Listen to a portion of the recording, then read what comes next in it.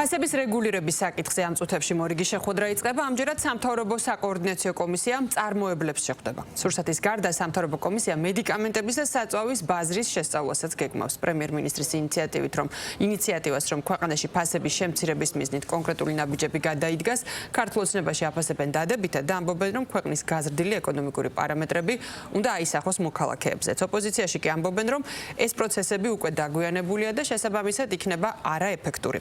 თათია ტაბეშაძე გვერდება ახლა ამ თემით პირდაპირ ეთერში, მისგან უფრო დეტალურად მოვისმენთ შეფასებებსაც და ასევე მიმდინარე შეხვედრის შესახებაც. თათია, გისმენთ. რატომ არის პროდუქტებზე მაღალი ფასები ევროპის ქვეყნებთან შედარებით საქართველოში? აი ამ შეკითხვაზე პასუხის გაცემისთვის ახლა უკვე მთავრობის ადმინისტრაციაში სპეციალურად შექმნილი კომისია ხვდება სურსათის მწარმოებელი კომპანიების წარმომადგენლებს. მე მაყურებელს შევახსენებ, რომ კომისია შექმნილი არის საქართველოს პრემიერ-მინისტრის ინიციატივით და ამასში მონაწილეობენ შესაბამისი უწყებების წარმომადგენლები, ასევე მასში მონაწილეობს სუსის ხელმძღვანელი.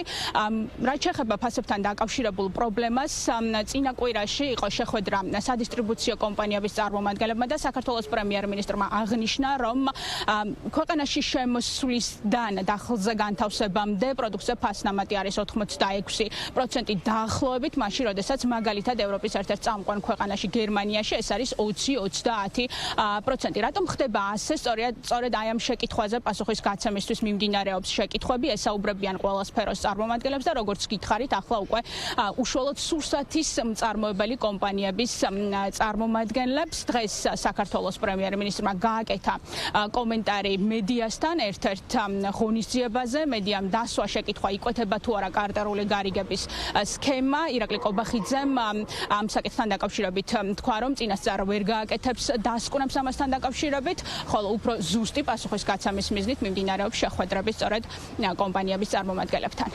შეეხება კონკრეტულ კარტელურ შესაძლო გარიგებებს, ამაზე მე კონკრეტულ კომენტარს დღეს არ გავაკეთებ. დღეს გვაქვს სხვადასხვა შეხვედრა ჩვენ ქართველ მწარმოებლებთან, რომლებიც აწარმოებენ სასურსათო პროდუქციას ჩვენს ქვეყანაში.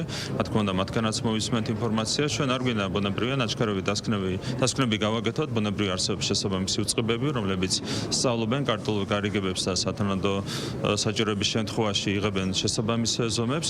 ჩვენ უნდა დავალოდოთ, რა თქმა უნდა, ასეთი ტიპის მოკვლევას. მანამდე მე მოვერდები კონკრეტული განმარტებების გაკეთებას.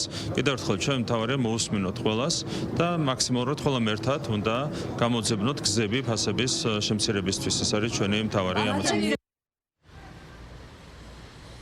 ჩვენ ვცადეთ გასაუბრება სურსათის მწარმოებელი კომპანიების წარმომადგენლებთან, როდესაც ისინი შედიოდნენ მთავრობის ადმინისტრაციაში. ძირითადმა ნაწილმა არის სურვა მედიასთან კომენტარის გაკეთება, ნაწილის მხრიდან კი გამოიკვეთა ასეთი პრობლემა, რომ მაშინ როდესაც მათ აქვთ სურვილი შეიტანონ საკუთარი პროდუქცია ქსელური მაღაზიებში, დახელზე განთავსებისთვის ისინი ითხოვენ საკმაოდ მაღალ პროცენტს. კიდევ რა პრობლემები აქვთ მათ და რატომ ხდება ისე, რომ საქართველოში წარმოებული პროდუქცია არის მაინც მაღალი ფასის მატარებელი? აი ამ შეკითხვებთან დაკავშირებით ისმენ სავარაუდოდ ახლა პრემიერ-მინისტრი მათგან პასუხებს. წარმოებლებმა მაქსიმალური ოპტიმიზაცია უკვე გავაკეთეთ, როგორც დისტრიბუტორებმა.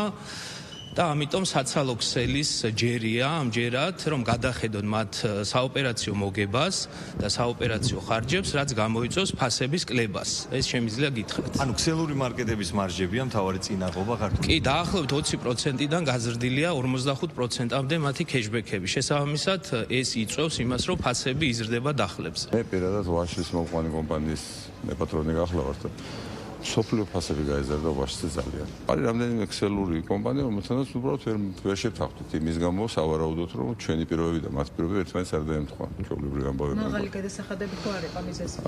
ვერ დაგისახელებთ. ფასების დაკლება აწყობს ყველას და იმედია ყველაფერი გამოვა. სად არის ეს პრობლემა დღეს? სად არის მაღალ ფასებს?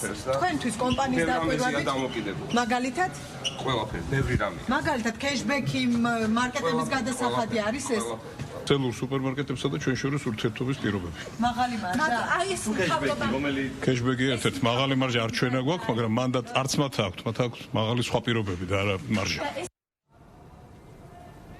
საქართველოს მოქალაქეები მაღალ ფასებს გრძნობენ არა მხოლოდ საკვე პროდუქტებზე, არამედ საწვავსა და მედიკამენტებზე, ხოლო მას შემდეგ, რაც დღეს დასრულდება მთავრობის ადმინისტრაციაში შეხვედრა სურსათის მწარმოებელ კომპანიებთან, უკვე შეხვედრა გაიმართება სწორედ საწვავის და ფარმაკოლოგიური კომპანიების წარმომადგენლებთან და მათგანაც მოისმენს პრემიერ-მინისტრი, რატომ არის მაღალი ფასები ამ მიმართულებითაც.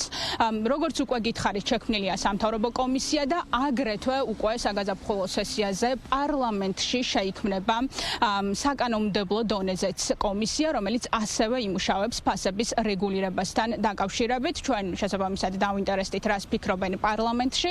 ოპოზიციაში ამბობენ, რომ და ძირითადი წარმომადგენელი ჩვენ ვიცით პარლამენტში არის გიორგი გახარიას პარტია, მიიღებენ ამ პროცესებში მონაწილეობას. ისინი ამბობენ, რომ დიდი ხანია საუბრობენ ფასების მაღალ ფასებთან დაკავშირებით, ხოლო საქართველოს პარლამენტში მმართველი გუნდის წარმომადგენლები ამბობენ, რომ იმუშავებენ ამ პრობლემაზე, რომ მოგვარდეს და ეს აისახოს საქართველოს მოქალაქეების ჯიბეზე დადებითად. დანარჩენ ოპოზიციას რაც შეეხება, რომლებიც არ არიან საქართველოს პარლამენტში, პროტესტის ნიშნად არ იღებენ მონაწილეობას საკანონმდებლო სხდომებში. ისინი ამბობენ, რომ ეს პრობლემა დიდი ხანია ქვეყანაში არის, თუმცა ქართული ოცნება ამას უგულებელყოფდა და ახლა პოპულისტურია მისი მხრიდან ამ ნაწილზე ხაზგასმა. ჩვენს მოქალაქეებს საკმაოდ ძვირი ფასის გადახდა უწევთ, არა მარტო სასურსათო პროდუქტზე, ასევე ჯანდაცვის ასე ვთქვათ პროცედურებში, მედიკამენტებში, მათ შორის საკმაოდ გაზრდილია საწვავის ფასი, რაც უკვე ჯაჭვური რეაქციით უკვე ადვირებს ზოგადად დღევანდელ რეალობაში სხვა მიმართულებით ჩვენი მოქალაქეების ყოველდღიურობას. შესაბამისად ამ მიმართულებით დღეს ნებისმიერი პლატფორმა იქნება ეს კომისია თუ სხვა მექანიზმები აუცილებლად უნდა მსჯელობდნენ არა მხოლოდ დახსზე არსებულ სასურსათო პროდუქტის ფასების ზრდაზე, არამედ იმ ყველა პროდუქტის, ყველა ასე ვთქვათ საკითხის მიმართებით, რომელიც ჩვენს მოქალაქეებს აწუხებს. მივეცალმები, რომ მეწარმეების დგავენ ამ ნაბის და ერთად თუ ვიპოვით გამოსავალს აქედან, ეს იქნება ძალიან კარგი. მივეჩვიოთ ერთმანეთთან დიალოგს, არ არის საჭირო ყოველი მოცემული მომენტისათვის დაპირისპირებები. ფაქტი ერთია. ეს ციფრები დადებულია და ეს ციფრები არაადეკვატურია. ასეთი სახის ურთიერთობები მსოფლიოში თითქმის არსად არა, ევროპაში ნამდვილად არ არის. ამიტომ ეს უნდა დალაგდეს. მეორე, რაც შეეხება კარტელულ გარიგებებს. მე არ ვიცი, რა საკანონმდებლო ცვლილებები იქნება დამატებით შესატანი, მაგრამ ფაქტია, რომ ეს ანტიმონოპოლიური კანონმდებლობა ისე არ მუშაობს საქართველოში, როგორც უნდა მუშაობდეს. როგორც უკვე გითხარით, ამ წუთებში მიმდინარეობს შეხვედრა მთავრობის ადმინისტრაციაში სურსათის მწარმოებელი კომპანიების წარმომადგენლებთან. ამ შეხვედრის დასრულების შემდეგ კი ადმინისტრაციაში მოვლენ საწვავის სადისტრიბუციო და ფარმაკოლოგიური კომპანიების წარმომადგენლები. შესაბამისად ჩვენ ვრჩებით ადგილზე და მომდევნო გამოშვებებში შემოგთავაზებთ ინფორმაციას იმის შესახებ, თუ რას ფიქრობენ უშუალოდ კომპანიების წარმომადგენლები, რა არის პრობლემა, რის შედეგადაც შემდეგში უკვე მაღალი ფასი არის დაწესებული ამა თუ იმ პროდუქციაზე. მადლობა თათია ტაბეშაძე იყო მთავრობის ადმინისტრაციიდან პირდაპირ ეთერში.